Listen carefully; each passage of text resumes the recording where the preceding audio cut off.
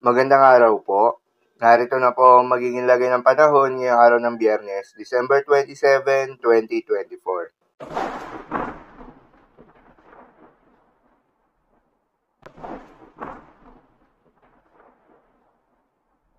Sa kasalukuyan at ayon sa pag-asa, patuloy na nakakaapekto itong northeast monsoon o hanging amihan sa may northern Luzon.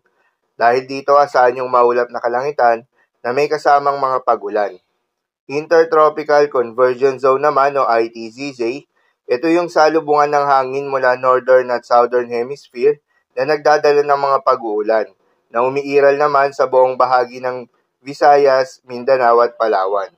Dahil dito asahan naman yung maulap na kalangitan na may kalat-kalat na mga pagulan at thunderstorms. Habang mga localized thunderstorms naman na nakakaapekto sa nalalabing bahagi ng ating bansa. Dahil dito asahan naman yung generally fair weather condition maliban lamang sa mga panandaliang buhos ng ulan tuwing hapon o gabi. Magandang balita naman dahil ayon sa pag-asa ay wala tayong binabantayan na low pressure area o bagyo sa loob o malapit sa Philippine Area of Responsibility na maring makaapekto sa ating bansa hanggang sa susunod na 3 araw.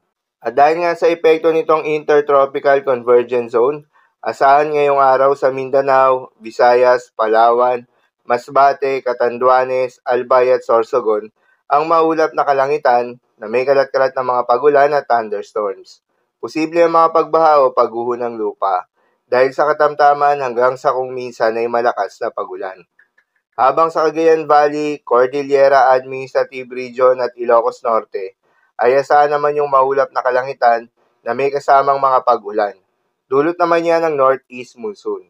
Posible rin ang mga pagbaha o pagguho ng lupa dahil sa katamtaman hanggang sa kung minsan ay malakas na pagulan.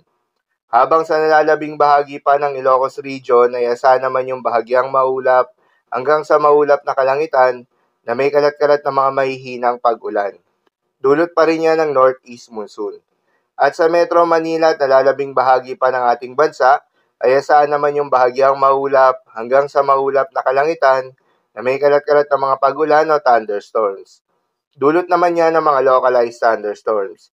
Posible rin ang mga pagbaha o pagguho ng lupa during severe thunderstorms. Madalas nabobo ang mga thunderstorms na ito tuwing hapon o gabi na nagtatagal ng 1 hanggang 2 oras. Kaya naman ingat sa mga posibleng banta ng pagbaha at pagguho ng lupa.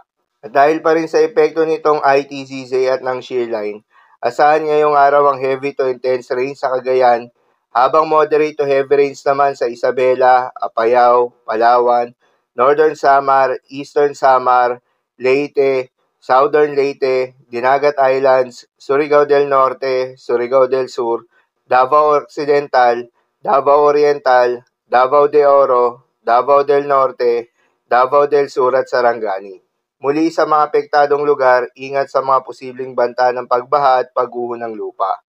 Lalong-lalo na sa mga lugar na inuulan na noong mga nakaraang araw pa. Para naman sa magiging lagay ng mga dagat baybayin, ayon sa pag-asa ay may nakataas na tayo na gale warning sa mga seaboards ng Batanes, northern coast ng Cagayan, kabilang ng Babuyan Islands, at northern and western coast ng Ilocos Norte. Dahil yan sa bahagyang paglakas muli nitong northeast monsoon. Payo ng pag-asa ay huwag munang pumalaot yung mga kababayan nating mangingisda at yung may mga maliliit na sasakyang pandagat sa mga nasabing seaboards. Dahil inaasahan yung maalon hanggang sa napakalon na karagatan. So, lamang po para sa lagay ng panahon ngayong araw ng Biyernes. Keep safe everyone.